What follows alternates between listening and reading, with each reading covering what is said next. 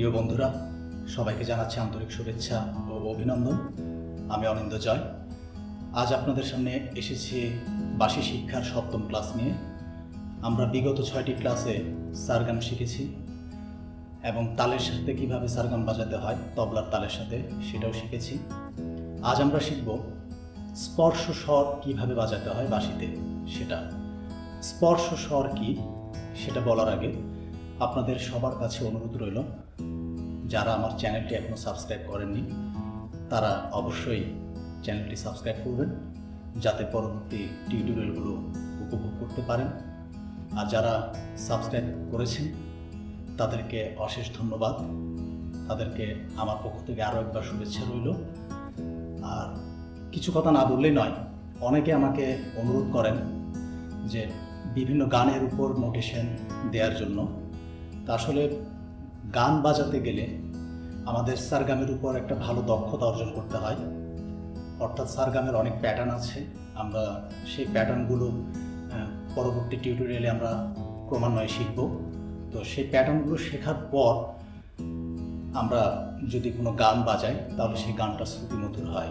যেমন আজকের যে ক্লাসটি স্পর্শ স্বর, যেটা গানের খুবই গুরুত্বপূর্ণ একটা অংশ, সেই স্পর্শ স্বর এরপরে আমরা আরও কিছু টিউটোরিয়ালে আরও কিছু টপিক নিয়ে আমরা আলোচনা করব, যেগুলো রপ্ত হওয়ার পর একজন বংশীবাদক খুব সহজে এবং শ্রুতিমধুরভাবে গান বাজাতে পারবে। তো তবুও আপনাদের অনুরোধ রক্ষা করার জন্য আমি সিদ্ধান্ত নিয়েছি যে আমি আরেকটা চ্যানেল খুলব ইউটিউবে, যেটা পরবর্তী টিউটোরিয়ালে আমি আপনাদেরকে লিঙ্ক দিয়ে দেব। সেই চ্যানেলে শুধুমাত্র বিভিন্ন গানের নোটেশন দিয়ে আমি ভিডিও বানাবো, আপনাদের যাতে বিভিন্ন গানে বাঁশি বাজাতে সুবিধা হয়।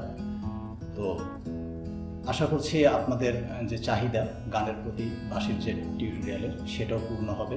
আর পাশাপাশি জলধুনা এন্টারটেনমেন্ট চ্যানেলে তো টিউটোরিয়াল ধারাবাহিকতা আছে, তো অনুসরণ করুন। আর কথা নয়, আমরা চলে যাচ্ছি ক্লাসে। বন্ধুরা, স্পর্শ স্বর হচ্ছে আমরা গানের অলংকার বলতে পারি। অর্থাৎ একজন নারী যেমন অলংকার পরে তাকে নিজেকে সাজিয়ে তোলে, ঠিক একইভাবে একটি গানকে শ্রুতিমধুর করার জন্য আমরা গানের যে নোটেশন থাকে, অর্থাৎ গানের যে মূল স্বর থাকে, সেই মূল স্বরের সাথে আমরা স্পর্শ স্বর লাগিয়ে গানটাকে আরও বেশি আবেদনময়ী এবং আরও বেশি শ্রুতিমধুর করে তুলি।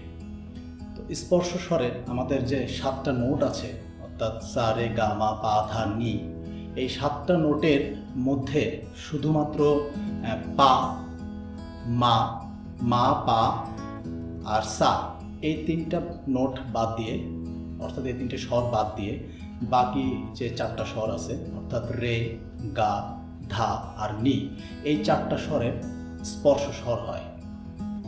তো বাকি যে 3টি স্বর, সেই 3টি স্বরের স্পর্শ স্বর খুব একটা হয় না, মাঝে মাঝে কিছু কিছু গানে দেখা যায়। তো সেটা নিয়ে আমি পরবর্তী আরেকটা টিউটোরিয়াল বানাবো। তো আমরা আজকে সাধারণ যে 4টা স্বরের উপর স্পর্শ স্বর হয় সেটা আমরা আজকে শিখব।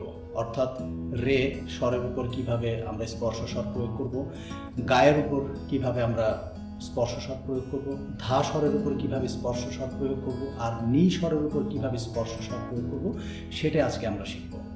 তো বন্ধুরা চলুন। বন্ধুরা, আমি এখন সা, রে, গা, মা, এই 4টা নোট, এই 4টা নোটে শুধু রে আর গা নোটে কিভাবে স্পর্শ স্বর বাজাতে হয় সেটাই দেখাবো। আর আপনাদের বোঝার সুবিধার জন্য আমি স্ক্রিনের সামনে নোট বা স্বরগুলো দিয়ে দিয়েছি, আপনারা ওখান থেকেও সাহায্য নিতে পারেন। তো আমরা সাধারণভাবে সা, রে, গা, মা বাজাই কিভাবে।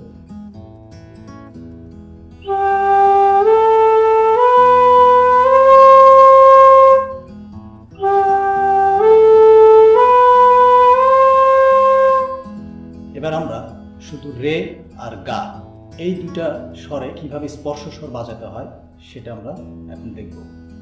তো প্রথমে আমরা রে বাজাবো। স্পর্শ স্বর হচ্ছে যে স্বরটা আমরা বাজাবো তার যে পরের যে স্বর, সেটাকে আলতোভাবে ছুঁয়ে আমরা আমাদের কাঙ্ক্ষিত স্বরটাকে বাজাবো। যেমন আমি রে বাজাবো, যদি রে বাজাই তাহলে রের পরের নোটটা হচ্ছে গা, তাহলে আমি রেটা বাজানোর সময় গাটাকে আলতোভাবে টাচ করে আমি রেতে ফিরে আসব। এই যে গা আলতো করে ছুঁয়ে দিলাম, এই আলতো করে ছুঁয়ে দেওয়াটাকেই আমরা বলছি স্পর্শ স্বর। যেমন আমি বাজাচ্ছি সা রে,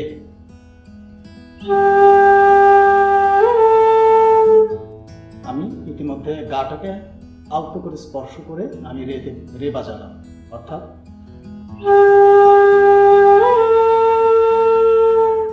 কিন্তু একটা বিষয় নজর রাখতে হবে, খেয়াল রাখতে হবে যে গাটা যখন বাজাবো তখন পরিপূর্ণভাবে যাতে না হয়, অর্থাৎ এভাবে যাতে না হয়, এভাবে নয়, হতে হবে আলতো করে ছুঁয়ে, অর্থাৎ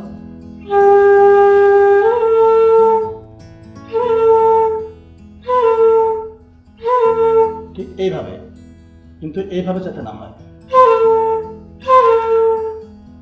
তাহলে আমি আবার বাজাচ্ছি। এবার যখন গা বাজাবো ঠিক একইভাবে গায়ের যে পরের নোট মা, সে মাটাকে আমরা আলতো করে ছুঁয়ে গা নোটে ফিরে আসবো, অর্থাৎ এইভাবে।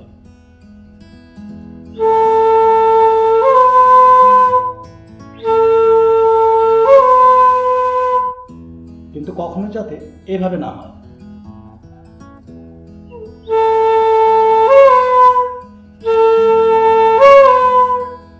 অর্থাৎ মাটা সম্পূর্ণ উঠবে না, মাটাকে একটু ছুঁয়ে আমরা বাজাবো, অর্থাৎ।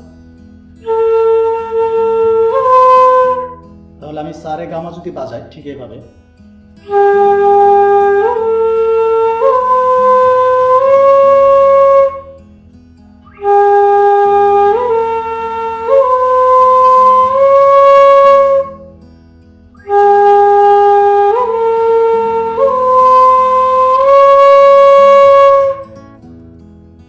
বন্ধুরা এবার আমরা পা, ধা, নি, সা এই চারটা স্বরের মধ্যে স্পর্শ স্বর দুইটি স্বরের সাথে স্পর্শ স্বর হয়, অর্থাৎ ধা আর নি এর সাথে আমরা এখন সেটাই বাজাবো, সেটাই শিখব।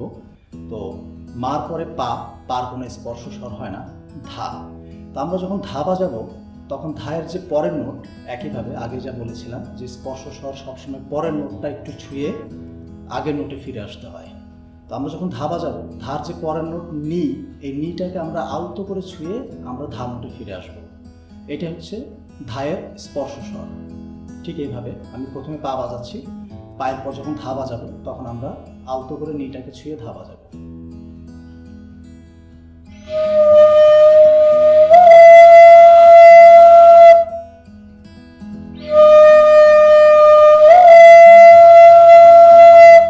কিন্তু কখনো যাতে নি স্বরটাকে সম্পূর্ণ বাজানো যাতে না হয়, অর্থাৎ এরকম যাতে না হয়।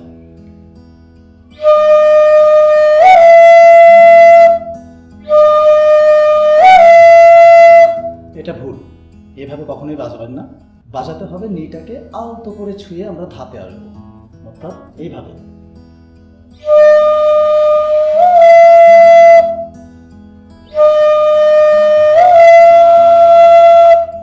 এবার ধায়ের পরের নোটটা হচ্ছে নি। এই নিটা যখন বাজাবো তখন নি এর যে পরের নোট সা, এই সাটাকে আমরা আলতো করে ছুঁয়ে আমরা নি বাজাবো। তো বন্ধুরা আমরা এখন বাজাবো নি। নি স্বরটাকে বাজাতে হলে নি এর স্পর্শ স্বর হচ্ছে সা, অর্থাৎ আমরা হাই অক্টেভের যে সা, সেই সাটাকে আমরা আলতো করে ছুঁয়ে নি নোটে ফিরে আসবো। তাহলে নি এর স্পর্শ স্বর হচ্ছে হাই অক্টেভের সা, অর্থাৎ ঠিক এইভাবে।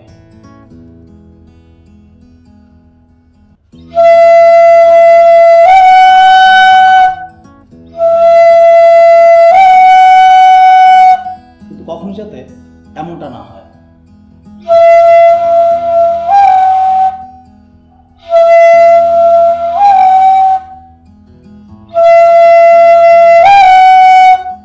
এমনটা নয়, হতে হবে নিটাকে আলতো করে ছুঁয়ে আমরা সাটাকে আলতো করে ছুঁয়ে আমরা নি নোটে আসবো।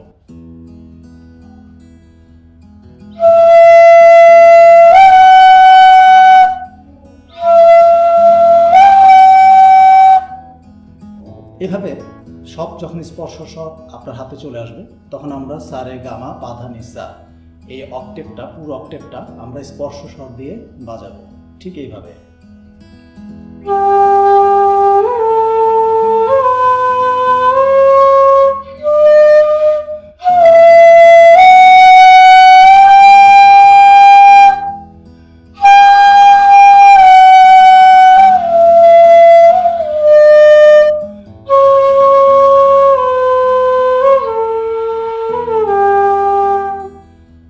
আমরা যখন অবরোহণ করব, অর্থাৎ সা থেকে যখন আমরা মিডল অক্টেভের সাতে আসব, ঠিক একইভাবে স্পর্শ স্বরগুলো বাজিয়ে নিচে নামতে হবে, আবার একইভাবে উপরে উঠবো একবার, নিচে নামবো একবার, অর্থাৎ এইভাবে।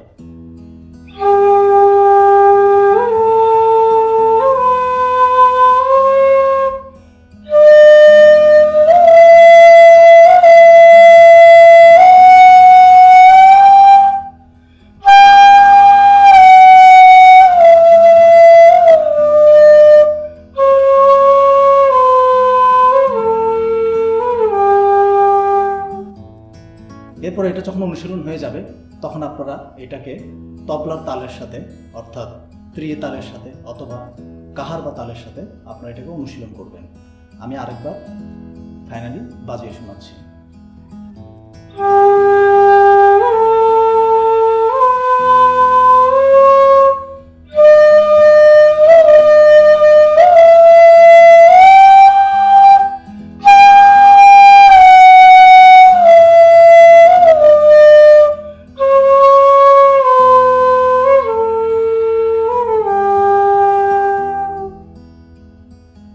বন্ধুরা, আজ এই পর্যন্তই। আগামী টিউটোরিয়াল দেখার আমন্ত্রণ জানিয়ে আপনাদের সবার কাছ থেকে আজ বিদায় নিচ্ছি। ভালো থাকুন, সুস্থ থাকুন, সুস্থ রাখুন। শুভ বিদায়।